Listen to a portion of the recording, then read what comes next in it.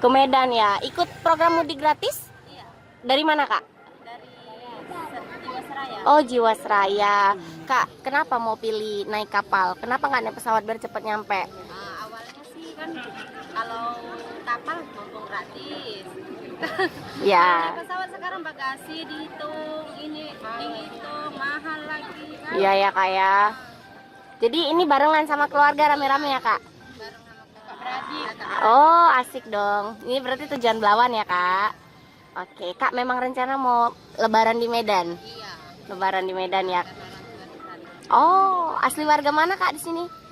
Di sini Batu Aji. Batu Aji. Dengan kakak siapa, Kak? Saprida. Saprida. Kak, ada masukan nggak untuk biar harga tiket pesawat atau bagasi dihapus gitu harapannya? Inilah bagasi jangan dihitung kayak kemarin lagi. Udah gitu harganya pun ya gitu hilang. Kan kalau 200 ya nggak ngaruh. Sekarang ekonomi Batam pun masih besar kan. Iya, betul. Ya, oke deh. Selamat mudik, Kak. Bye-bye.